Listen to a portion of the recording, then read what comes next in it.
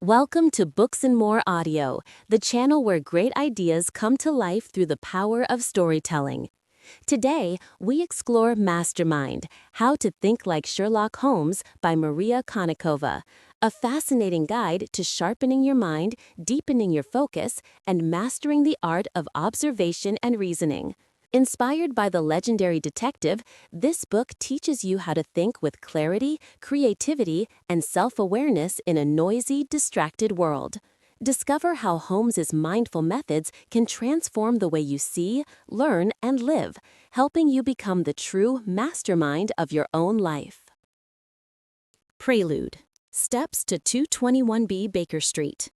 From childhood, the author recalls her father reading Sherlock Holmes stories by the fireplace. The smell of his pipe, the rhythm of his voice, and the thrill of every mystery solved. Yet, among all the tales, one question lingered forever in her mind. How many steps lead up to 221B Baker Street? That simple riddle became the seed of a lifelong fascination with Holmes's way of thinking. Through this memory, Maria Konnikova invites readers to explore the true secret of Holmes's genius, his mindfulness and methodical awareness. Holmes doesn't just look, he observes. He doesn't react, he reflects.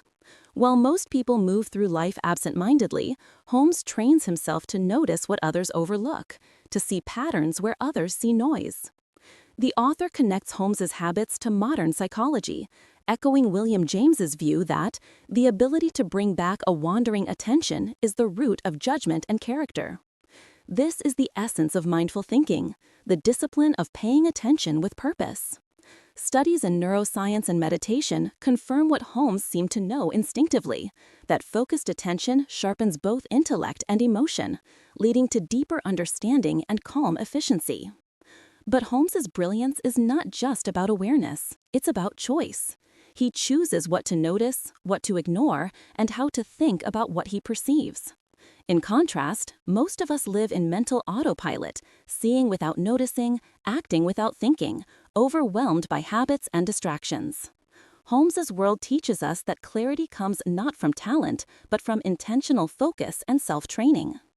The prelude thus becomes a call to awaken. Konnikova urges us to slow down, to see with purpose, to think as Holmes thinks, scientifically, curiously, and consciously. Because when we learn to observe instead of merely look, to think instead of simply react, the ordinary world around us begins to reveal its extraordinary detail. Chapter 1. The Scientific Method of the Mind. Sherlock Holmes is not merely a detective, he is the embodiment of a scientific mind in motion. Maria Konnikova begins this chapter with the real story of Arthur Conan Doyle himself, who once used Holmes's logical approach to help prove the innocence of George Idalgi, a man wrongly accused of a crime. Through this case, Konnikova shows that Holmes's method is not fiction. It is a mental discipline, a structured way of seeing and reasoning that anyone can learn. The central idea of the chapter is that Holmes's intelligence does not come from innate brilliance, but from a methodical process, what Konnikova calls the scientific method of the mind. Like a scientist, Holmes observes, formulates hypotheses, tests them against evidence, and adjusts his conclusions accordingly. Most people, by contrast, leap to conclusions and then search for facts that confirm what they already believe. Holmes reverses this process. He starts with facts, then lets logic guide him to the truth. Observation, Konnikova explains, is the foundation of all scientific reasoning. But observation is not passive. It requires deliberate attention, curiosity, and mental presence. Holmes looks at the same things everyone else sees: footprints, ash, a wrinkle in a sleeve. But he sees them with purpose. He notices relationships, not just details. This is what makes his mind both analytical and creative. Like physicist Richard Feynman, Holmes insists on understanding the why behind everything, not just memorizing facts. Konnikova also explores how human thinking operates on two levels: a fast, intuitive system, which she calls the Watson system, and a slow, deliberate system, the Holmes system. The fast system helps us react quickly, but often leads to error. The slow system is logical, self-aware, and requires effort. Holmes trains his mind to operate in the second mode, pausing, questioning, and resisting the urge to jump to conclusions. This habit of mindful thinking allows him to filter noise from signal and stay focused on evidence rather than emotion. Holmes's genius, the author argues, is built on discipline, not talent. He has trained his brain like a muscle through repetition, reflection, and constant self-correction.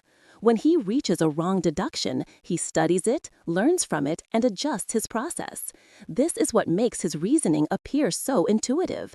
It is intuition born of endless practice. Konnikova contrasts this with the way most people think. We mistake assumptions for facts, we cling to comforting beliefs, and we let emotions cloud our reasoning. Our brains prefer the illusion of certainty to the discomfort of doubt. Holmes, on the other hand, thrives on uncertainty. For him, not knowing is the starting point of knowledge. By questioning everything, he keeps his mind flexible and open to truth. At the heart of Holmes's method is awareness of one's own thinking, what modern psychology calls metacognition. Holmes not only thinks, he observes how he thinks. He knows when his mind begins to wander, when emotion intrudes, when bias creeps in.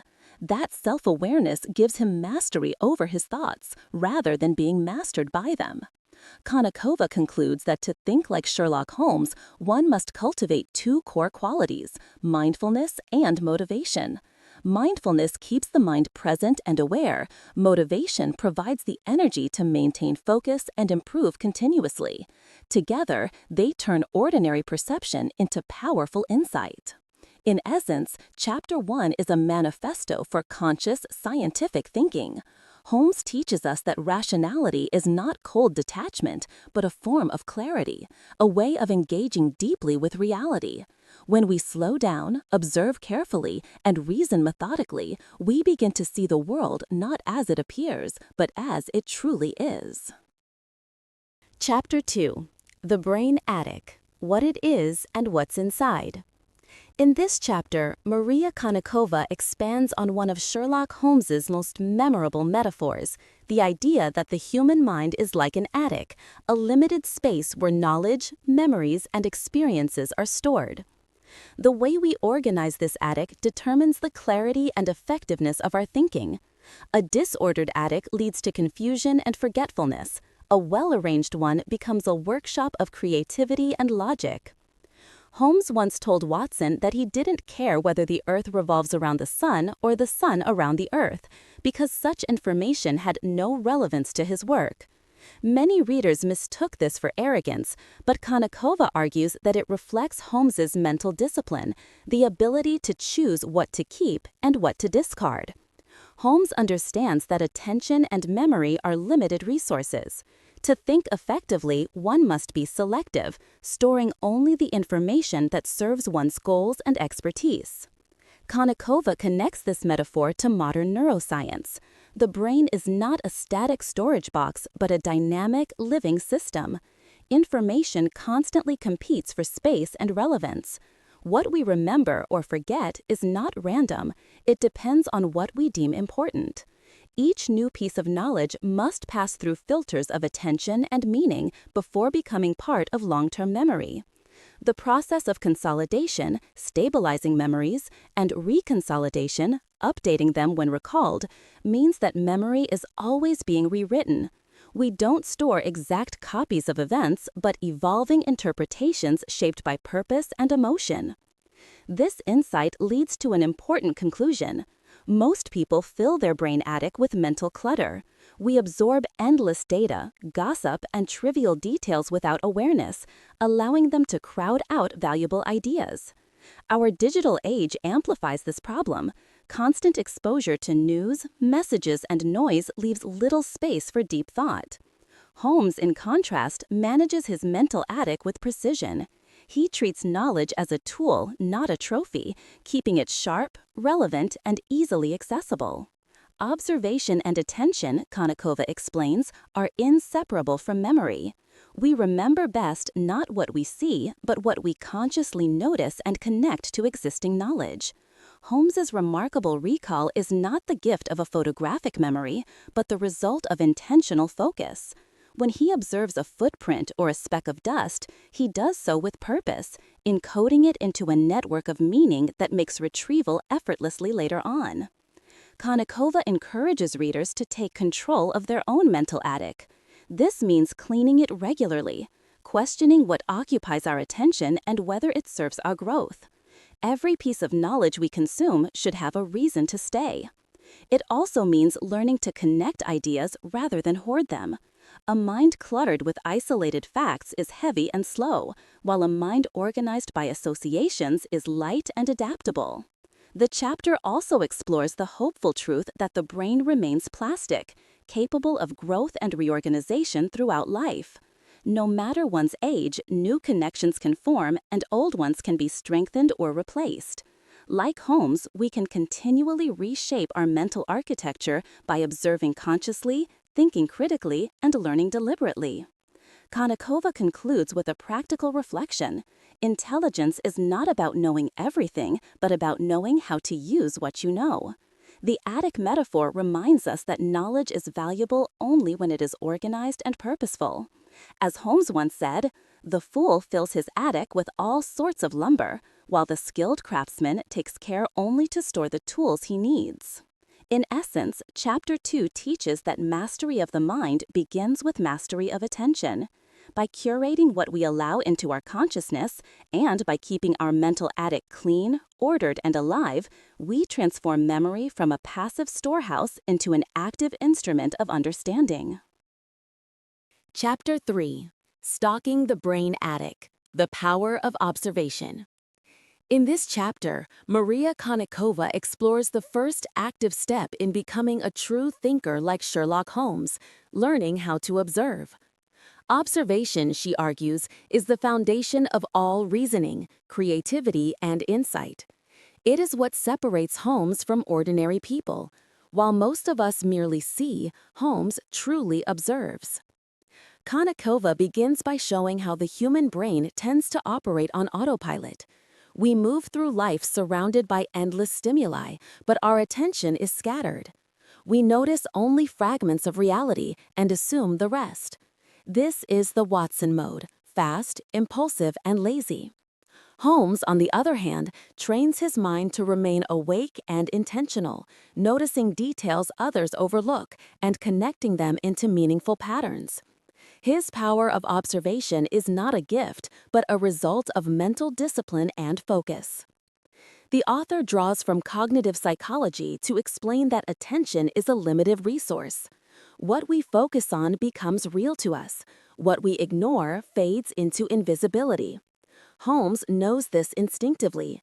He chooses what to notice and what to discard based on relevance to his goal, a concept psychologists call selective attention. By doing this, Holmes prevents his brain attic from being cluttered with useless details and keeps it ready for sharp reasoning. His power of observation is not a gift, but a result of mental discipline and focus. The author draws from cognitive psychology to explain that attention is a limited resource. What we focus on becomes real to us. What we ignore fades into invisibility. Holmes knows this instinctively. He chooses what to notice and what to discard based on relevance to his goal, a concept psychologists call selective attention.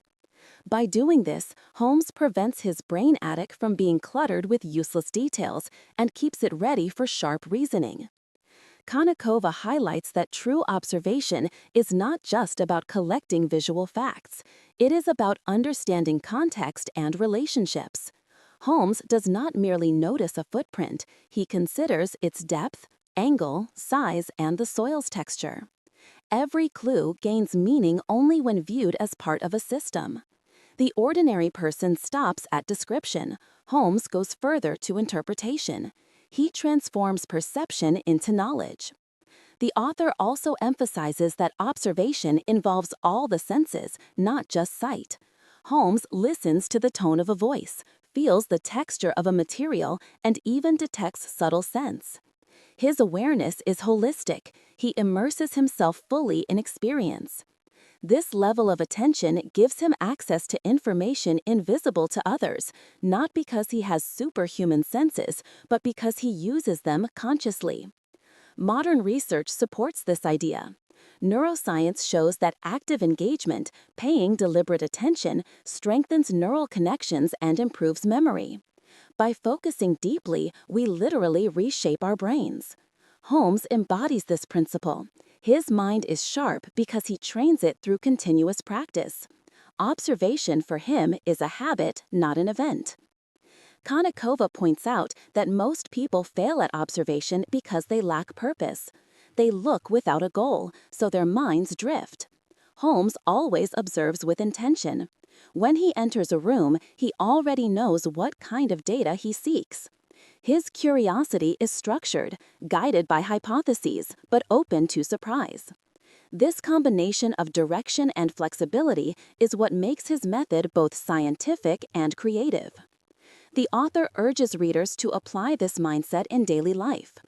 Observation can be practiced anywhere, during a walk, in a conversation, even while drinking coffee. The key is to slow down and truly look, to notice colors, patterns, emotions, gestures, and connections. The more we train our awareness, the sharper our thinking becomes. Konnikova also notes that observation must be balanced with reflection. Noticing alone is not enough. We must think about what we notice. Holmes never lets his observations sit idle. He organizes them, compares them, tests them. This reflective step transforms data into insight. Without it, observation remains noise. In the final part of the chapter, Konnikova reminds us that observation is not a cold, mechanical act. It is deeply human, rooted in curiosity and wonder. Holmes observes not just to solve crimes, but because he is fascinated by life itself. Every detail is a window into a story, every mark a trace of someone's intention. His attention to the world is, at its core, an act of empathy, an attempt to understand how people think, move, and feel. The chapter ends with a simple truth. The world reveals itself to those who truly look. To think like Holmes, we must first learn to see like him, to be present, patient, and purposeful in every observation. When we slow down enough to notice the small things, we begin to uncover the extraordinary patterns hidden within the ordinary world. Chapter 4. Exploring the Brain Attic, the Value of Creativity and Imagination. In this chapter, Maria Konnikova explores the next stage of thinking like Sherlock Holmes, the ability to use imagination and creativity to make sense of what we observe. If Chapter 3 taught us how to fill the brain attic with useful material, this chapter teaches us how to move through it freely, connecting facts into new insights. Observation collects information, imagination transforms it into understanding. Konnikova begins by challenging a common misconception that Holmes is a purely logical, emotionless machine. In truth, Holmes is both scientist and artist. His genius lies not only in logic, but in creative reconstruction. When solving a case, he doesn't just analyze data, he imagines the story behind it. He reconstructs scenes, motives, and emotions, envisioning possibilities others can't see. This is not wild fantasy, it is disciplined imagination, guided by evidence. The author argues that society often undervalues imagination, especially in adulthood. As children, we are naturally imaginative, but as we grow, we are taught to suppress it in favor of practicality and rules. Yet, imagination is not the opposite of reason, it is its partner. Creativity allows us to form hypotheses, see patterns, and generate new solutions. Holmes embodies this balance perfectly. He uses creativity to go beyond what is visible, but he always tests his ideas against reality. Konnikova draws from psychological studies showing that creativity thrives on the interaction between focused attention and mental freedom. Our brains work best when they alternate between intense concentration and relaxed wandering. Holmes understands this intuitively. After hours of investigation, he often takes breaks, playing the violin, reading poetry, or walking alone. These idle moments allow his subconscious to connect the dots, leading to sudden flashes of insight. As Konnikova notes, the best ideas often come when we stop trying so hard to find them. The author explains that the mind needs space to imagine. When our mental attic is cluttered or overstimulated, there's no room for creativity. True insight comes from quiet reflection, giving the brain time to process and reorganize. Holmes uses his solitude not as escape, but as a tool for synthesis. He lets his thoughts drift, allowing connections to form naturally. When he returns to the problem, the solution often seems obvious, not because it magically appeared, but because his mind was prepared to see it. Konnikova draws from psychological studies showing that creativity thrives on the interaction between focused attention and mental freedom. Our brains work best when they alternate between intense concentration and relaxed wandering. Holmes understands this intuitively. After hours of investigation, he often takes breaks, playing the violin, reading poetry, or walking alone. These idle moments allow his subconscious to connect the dots, leading to sudden flashes of insight. Konnikova notes, the best ideas often come when we stop trying so hard to find them. The author explains that the mind needs space to imagine. When our mental attic is cluttered or overstimulated, there's no room for creativity. True insight comes from quiet reflection, giving the brain time to process and reorganize. Holmes uses his solitude not as escape, but as a tool for synthesis. He lets his thoughts drift, allowing connections to form naturally. When he returns to the problem, the solution often seems obvious, not because it magically appeared, but because his mind was prepared to see it. Konnikova also emphasizes the importance of open-mindedness. Holmes never clings to one explanation. He is willing to consider every possibility, no matter how strange. This intellectual flexibility protects him from bias and allows creativity to flourish. In contrast, most people fall into premature closure, deciding too quickly what must be true. Holmes teaches that true reasoning is an iterative dance between curiosity and skepticism, between freedom and structure. The author reminds us that creativity is not about producing something entirely new from nothing. It is about rearranging what we already know in novel ways. Just as an artist transforms familiar colors into a unique painting, Holmes combines small, ordinary clues into extraordinary deductions. His imagination works like a kaleidoscope, turning fragments of reality until they reveal a pattern no one else can see. Konnikova encourages readers to cultivate their own imaginative thinking through curiosity, play, and diverse experiences. The broader our exposure to different ideas, the richer our creative connections become. Reading fiction, learning new skills, exploring unfamiliar subjects, all these activities expand our attic and make new combinations possible. In the latter part of the chapter, Konnikova reflects on the delicate balance between order and chaos in the creative process. Too much logic leads to rigidity. Too much imagination leads to confusion. Holmes masters both. He builds hypotheses boldly, but tests them ruthlessly. He embraces mistakes as opportunities to refine his reasoning, treating every failed idea as a stepping stone toward truth. Ultimately, the author concludes that imagination is not a luxury, it is an essential tool for thought. Without it, logic is blind. With it, we can see beyond appearances and uncover deeper truths. Holmes's brilliance lies in this harmony. He thinks like a scientist, but dreams like an artist. Chapter 4 closes with a powerful reminder. To think like Sherlock Holmes, we must dare to imagine like him. Observation fills the mind. Imagination animates it. When logic and creativity work together, the world ceases to be ordinary. Every detail becomes a clue, every mystery a challenge, and every thought a chance to rediscover the beauty of reasoning itself. Chapter 5. Navigating the Brain Attic, Deduction from the Facts. In this chapter, Maria Konnikova takes the reader to the very heart of Sherlock Holmes's thinking, the art of deduction. After learning to observe, imagine, and store information, we must now learn how to move through the brain attic with precision and purpose. Deduction in Holmes's world is not guesswork or intuition. It is a disciplined process of reasoning based on facts, logic, and constant self-awareness. The chapter opens with Holmes's famous principle: when you have eliminated the impossible, whatever remains, however improbable, must be the truth. This line, Konnikova explains, captures the essence of scientific reasoning. Holmes starts from evidence, not assumptions. He collects details carefully, tests each hypothesis, and systematically eliminates errors until only truth remains.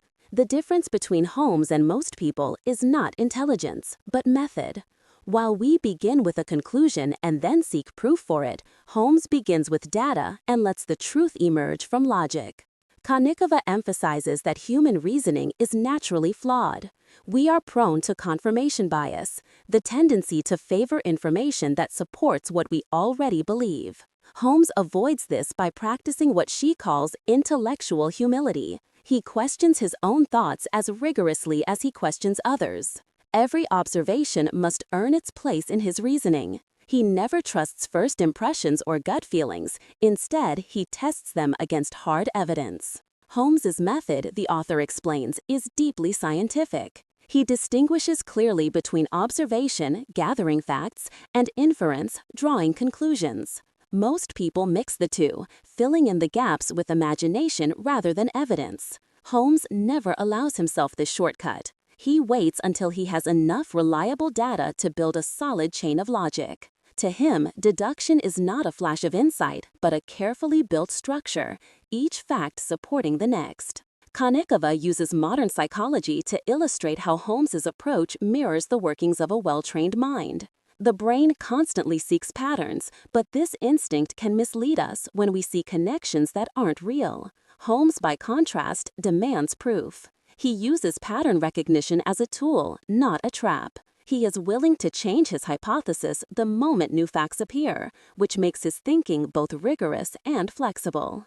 Another key aspect of Holmes's brilliance, Konnikova notes, is metacognition, the ability to think about one's own thinking. Holmes not only reasons, he observes how he reasons. He knows when his attention drifts, when emotion interferes, or when he's making assumptions. This self-awareness allows him to course-correct in real time, maintaining objectivity even under pressure. In contrast, Watson, the symbol of the ordinary mind, often lets emotion cloud his perception. Holmes's strength lies not in suppressing emotion entirely, but in recognizing it and preventing it from taking control. Konnikova compares deduction to navigating a well-organized library. When Holmes faces a mystery, he enters his mental attic, selects the relevant facts, and arranges them logically. He doesn't rummage aimlessly. He knows exactly what he's looking for and where to find it. Most people, however, wander through their thoughts without direction, overwhelmed by too much unfiltered information. The result is confusion instead of clarity. For Holmes, organization of the mind is the foundation of sound reasoning. The author also explores the balance between logic and intuition. Holmes doesn't reject intuition, he refines it. His gut feelings are not magical, but the result of long training. After years of analyzing facts and outcomes, his subconscious becomes an ally, offering insights that arise from deep experience. Holmes listens to intuition only after testing it with logic, a perfect partnership between instinct and intellect. Toward the end of the chapter, Konnikova makes an important point. Deduction is not an innate gift, but a habit of thought. Anyone can cultivate it by practicing observation, questioning assumptions, and analyzing evidence step by step. Like a scientist running experiments, the mind must be trained through repetition, patience, and discipline. Holmes's calm precision is the result of years of such mental exercise. Finally, Konnikova concludes with a moral reflection. To think clearly is to live consciously. Most of our daily mistakes, in judgment, relationships, or decision-making, come from acting without reflection. Holmes teaches us to pause, to ask, what do I truly know, and what am I merely assuming? In doing so, we not only reason better, but understand ourselves more deeply. Chapter 5, therefore, is not just about solving mysteries. It is about living with awareness. Deduction, as Holmes practices it, is a form of mindfulness in action, a deliberate, logical, and humble way of engaging with the world. When we learn to navigate our own brain attic as he does, we move closer to the truth, not just about the facts we study, but about who we really are. Chapter 6. Maintaining the Brain Attic. Learning never stops. In this chapter, Maria Konnikova explores the final stage of mastering one's mind, continuous learning and mental renewal. Sherlock Holmes, she reminds us, never stops studying, observing, or refining his craft. His genius does not come from being the smartest man in the room, but from his relentless curiosity and dedication to lifelong growth. The brain attic he built is not a static archive, but a living, evolving system, always expanding, reorganizing, and adapting to new knowledge. Konnikova begins by challenging a dangerous illusion many people hold, the idea that once we've learned enough, we can stop. Holmes rejects that completely. For him, every case, every mistake, every encounter is an opportunity to learn. He understands that knowledge stagnates when it is not exercised, just as muscles weaken when they are not used. The human mind thrives only when it keeps moving, questioning, and growing. The author connects Holmes's philosophy to the scientific concept of neuroplasticity, the brain's lifelong ability to change and form new connections. Each time we learn something new or practice a skill, our brain literally reshapes itself. Holmes may not have known the neuroscience behind this, but he lived by it. He trains his brain daily, observing, analyzing, and rethinking everything he encounters. His brilliance, therefore, is not innate. It is built through practice, reflection, and curiosity. But Holmes's approach to learning is not random. He practices selective education, focusing only on knowledge that strengthens his reasoning and serves his purpose. When he tells Watson he doesn't care whether the Earth revolves around the sun, it's not ignorance, it's discipline. He refuses to waste mental energy on irrelevant facts. Konnikova points out that in the age of information overload, this attitude is more relevant than ever. To keep our mental attic clean, we must learn to curate knowledge, not hoard it. Holmes also embodies a key principle of lifelong learning: intellectual humility. He never assumes he knows everything, and he's quick to admit when he's wrong. Each mistake becomes a lesson, each failure a chance to refine his method. Most of us, however, treat being wrong as shameful. Holmes sees it as necessary. His willingness to revise his beliefs keeps his thinking flexible and his brain healthy. As Konnikova writes, to stop learning is to stop seeing, and when we stop seeing, we stop understanding the world. Another crucial element of Holmes's learning process is reflection. He doesn't just absorb information, he examines how he learned it and how it fits into his mental framework. After solving a case, he reviews every step, identifying where he was right, where he was wrong, and why. This deliberate reflection transforms raw experience into true wisdom. It's what separates passive learning from mastery. Konnikova also highlights Holmes's understanding of rest as part of learning. A mind that never pauses burns out. Holmes's violin playing, solitary walks, and quiet contemplation are not distractions. They are mental resets that allow his subconscious to integrate new knowledge. Modern neuroscience supports this. Periods of rest are essential for memory consolidation and creativity. To maintain our brain attic, we must not only fill it, but also let it breathe. Throughout the chapter, curiosity stands out as Holmes's driving force. He approaches the world with endless fascination. Every stain, gesture, and expression is a mystery waiting to be understood. This childlike curiosity, Konnikova argues, is the fuel of lifelong learning. It keeps the mind alive and prevents it from hardening into routine. A curious person is never truly old because they are always seeing something new. The author then turns her attention to the modern world. We are surrounded by more information than ever, yet we learn less deeply. Our minds are crowded, distracted, and exhausted. Holmes's approach offers a cure: simplicity, focus, and renewal. We must regularly clean our mental attic, removing trivial data, toxic thoughts, and outdated assumptions so that our most important ideas have room to grow. In her conclusion, Konnikova writes that maintaining the brain attic is not about accumulating facts, but about cultivating the spirit of learning. Intelligence is not measured by how much we know, but by how much we remain willing to learn. Holmes is brilliant because he treats every day as practice, a chance to become a better observer, thinker, and human being. Ultimately, Chapter 6 is a gentle reminder that the mind is a living organism, not a library. To keep it sharp, we must feed it with curiosity, challenge it with new ideas, rest it with care, and keep it humble. As Holmes shows us, the greatest secret of thinking well is never to stop thinking, and the greatest mark of wisdom is knowing that learning truly never ends. Chapter 7: The Dynamic Attic, Putting It All Together. In this chapter, Maria Konnikova returns to the metaphor of the brain attic, but this time she shows that it is not a still room filled with dusty knowledge, but a living, dynamic space. The human mind, she writes, is constantly changing, reshaping, reorganizing, and adapting as we learn and experience new things. Sherlock Holmes embodies this dynamic quality of thought. He not only collects and analyzes information, but also knows how to adapt, reframe, and transform it when the situation demands. Holmes's mind is fluid. He can switch seamlessly between logic and imagination, between intense focus and relaxed reflection. When a case requires precision, he thinks like a scientist. When it requires empathy or intuition, he allows his imagination to roam. Konnikova calls this the essence of the dynamic mind, a mind that is disciplined but flexible, structured but creative. Holmes's real strength lies not in the volume of knowledge he possesses, but in his ability to move within his own thoughts with agility and self-control.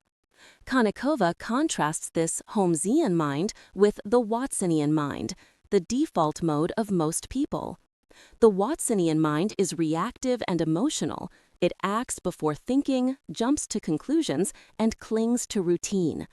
The Holmesian mind, by contrast, is self-aware.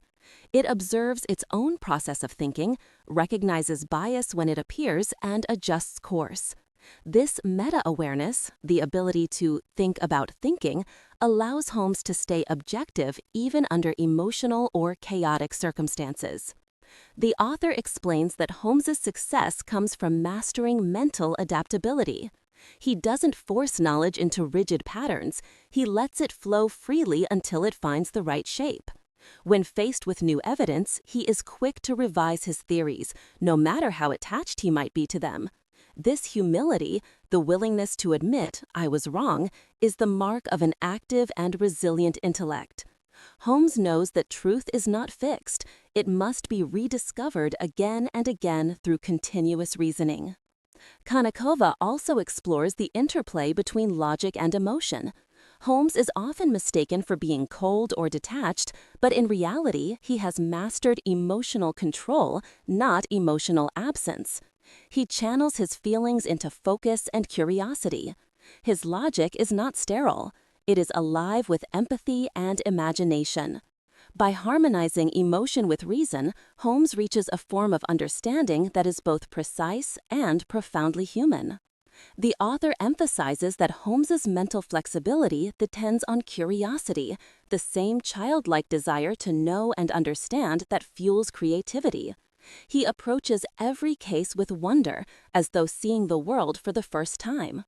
This attitude keeps his brain attic alive. Curiosity, Konnikova argues, is the engine of mental vitality. When we stop being curious, our thinking becomes stale. When we stay curious, our minds remain dynamic and young. She connects these insights to modern neuroscience. The brain thrives on novelty. When we expose ourselves to new experiences, ideas, and perspectives, we strengthen the connections between neurons. Holmes intuitively understands this. He constantly stimulates his mind with different disciplines: music, chemistry, psychology, and literature, not as distractions, but as ways to expand the range of his thinking. Every new piece of knowledge becomes a tool he can later use in unexpected ways. Konnikova also reminds readers that a dynamic mind requires balance. Too much order can lead to rigidity. Too much openness can lead to chaos. Holmes masters the art of oscillation, knowing when to focus intensely and when to let go. When he hits an intellectual wall, he doesn't force his brain. He steps back, allowing his subconscious to reorganize the problem. These moments of productive pause often lead to his most brilliant deductions. The author then turns her reflection toward modern life. In an age of overstimulation, our minds are constantly bombarded with information but rarely given time to process it. We confuse mental busyness with mental activity. Holmes offers an antidote: intentional awareness. By cultivating stillness, focus, and self-observation, we can transform our overloaded minds into organized, adaptable, and creative systems, into our own version of a dynamic attic. Konnikova closes the chapter with a philosophical insight. To think like Holmes is not to eliminate emotion or uncertainty, but to work with them consciously. The mind should be like a well-tuned instrument, capable of both discipline and improvisation. Holmes's mastery lies in his ability to conduct his thoughts like music, precise in structure, yet fluid in rhythm. Ultimately, Chapter 7 is a meditation on mental harmony. The dynamic attic represents the highest form of intelligence, a mind that learns, adapts, questions, and creates without ever becoming rigid. Holmes shows us that the goal of thinking is not perfection, but balance between reason and emotion, science and art, control and curiosity. When we achieve that balance, our minds become not just sharper, but freer, capable of understanding the world and ourselves with both clarity and compassion. Chapter 8. We're Only Human. In the final chapter of Mastermind, Maria Konnikova closes the journey with a message of humility and humanity. After teaching us how to observe, imagine, reason, and train our minds like Sherlock Holmes, she reminds us that no matter how disciplined or brilliant we become, we are still human, emotional, imperfect, and limited. This realization, she writes, is not a failure, but a form of wisdom. True mastery lies in accepting our flaws while striving to rise above them. Konnikova begins with a paradoxical story about Arthur Conan Doyle, the creator of Holmes himself. Despite inventing one of the most rational characters in literature, Doyle fell deeply into spiritualism, even believing in fake photographs of fairies.